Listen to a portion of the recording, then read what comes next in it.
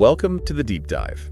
Today, we're really diving into something fundamental communication skills, essential for work, for life, pretty much everything. That's right. And, lots of people think, oh, some folks are just born great communicators. Yeah, that's the common idea. But what we found, looking at, a whole range of studies and practical advice, is that it's definitely a skill you can build. We've boiled it down to 15 really powerful methods. 15 actionable ways.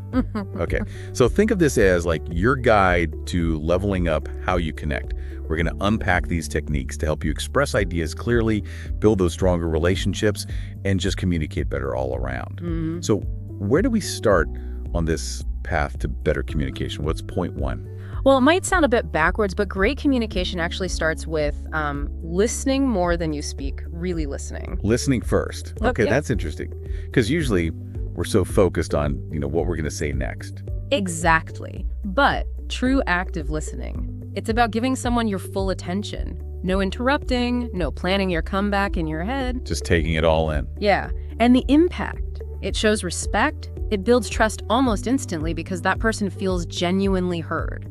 That makes a lot of sense. Feeling heard is validating. Yeah. So how do we actually do that? Any quick tips? Well, a big one is making good eye contact, which actually is our next point. And just consciously decide, I'm going to listen right now, absorb, try it. You'll likely feel a deeper connection. Okay, perfect transition. Yeah. Point two, eye contact. More than just manners, you're saying. Oh, absolutely. It's powerful. Eye contact basically says, I'm here, I'm engaged with you.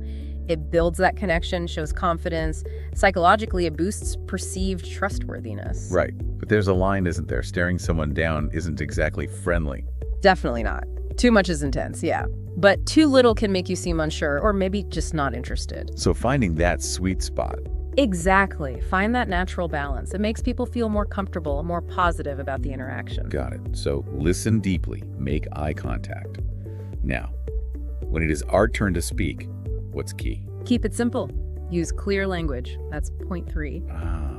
So resist the urge to sound overly smart with big words. Precisely. Sometimes people think complex language equals intelligence, but usually it just causes confusion. Effective communication is about being understood. Right. Connection over confusion. I like that. Yeah. Ditch the jargon unless you're absolutely sure your audience is on the same page. The goal is clarity. Makes sense. Clarity first. What else are we communicating besides our words? A lot, actually. Our bodies talk too. That brings us to point 4. Practice active body language. Nonverbal cues, like what specifically? Things like nodding when you understand, maybe leaning in slightly to show you're engaged, keeping your posture open, arms uncrossed. These signals reinforce your words, make you seem approachable. So your body needs to match your message. Exactly. Closed-off body language can totally undermine friendly words. It's about congruence. Okay, congruence.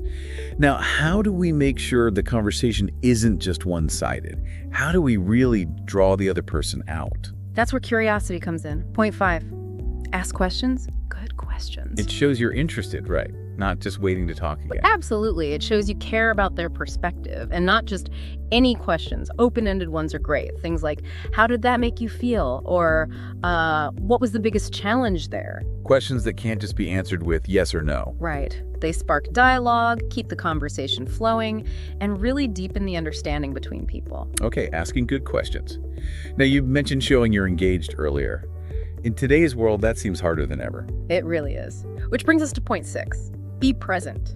Truly present. With phones buzzing, emails pinging. Yeah, being present feels like a superpower sometimes. It kind of is. Making that conscious choice, phone down, look at the person, really focus, sends such a strong message. It says, you matter more than my notifications right now. And that builds connection. Deeply.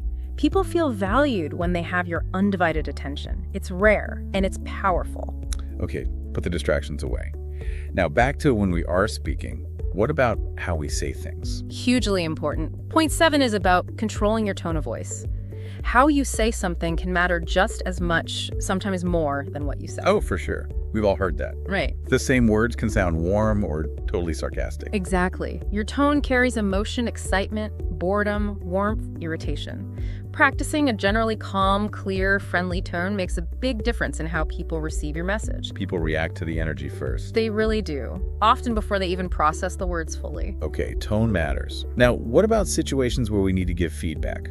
That can be tricky territory. Very tricky. Which leads to point 8. Give constructive feedback, not criticism. Delivery is everything here. What's the real difference? Constructive versus criticism. Well, constructive feedback is about growth.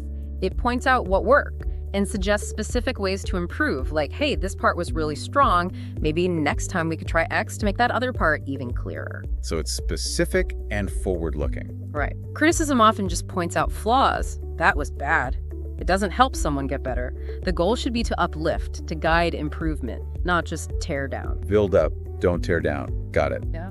How can we make sure we have the right words available to us in the first place? That ties into point 9. Read and expand your vocabulary. Not to show off with fancy words, though, right? Yeah. Based on what you said earlier. Exactly. Not for showing off. It's about precision. Having a wider vocabulary means you can choose the exact right word to express your thought or feeling clearly and accurately. More tools in the toolbox. Precisely. Reading books, listening to podcasts, maybe looking up a new word now and then, it all helps you articulate yourself better, reduces misunderstandings.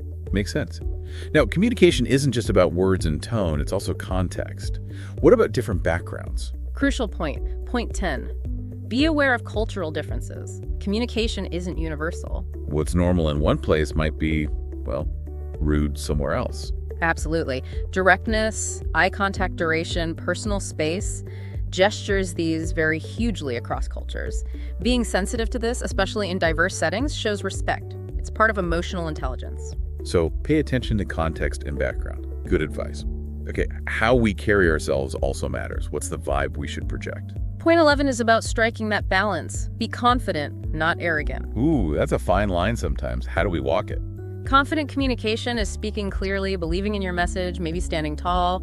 But crucially, it's also staying open to others' ideas, willing to listen and learn. Arrogance is more like shutting others down. Yeah, often. Arrogance dismisses other views, acts superior. Confidence is often quiet. It's insecurity that tends to be loud and boastful. Confidence is quiet. Insecurity is loud. I like that. Now, how do we make our ideas really land, make them memorable? Use stories. Point 12. Use stories to make your message stick. The power of narrative. Better than just listing facts. Way better. Our brains are wired for stories. People connect with experiences, emotions, characters. A personal anecdote, or even just a good example, can make a point far more vivid and memorable than raw data alone. So weave in stories when you can. Makes sense.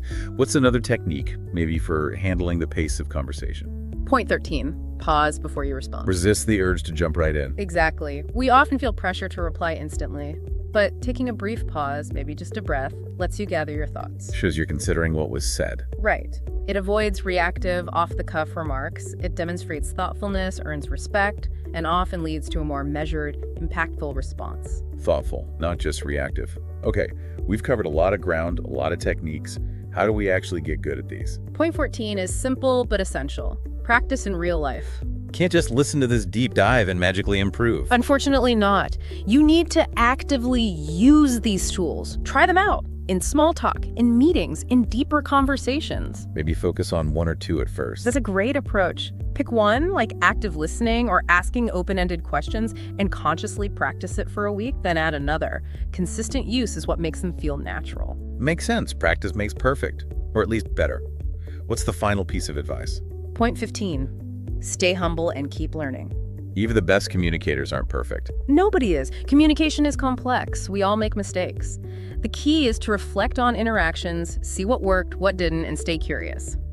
Never assume you've mastered it all. Always room to grow. Always. Keep showing up, keep trying, keep refining. That mindset is crucial. Fantastic. That's a really hopeful note to end on. So that's 15 powerful ways to enhance communication, from listening and body language to feedback and storytelling. It really is a toolkit. It is. And remember, this isn't just about getting your point across better. It's fundamentally about understanding others, building stronger connections, making a real impact, whether that's in a big presentation or just chatting with a friend. Well said. If you found this deep dive useful, maybe share it with someone else who could benefit. And here's something to think about for yourself this week. Yeah. Pick just one of these 15 things. Maybe it's pausing before you speak. Maybe it's asking one more question than usual. Focus on that one thing intentionally in your conversations. How might that little shift change how things go?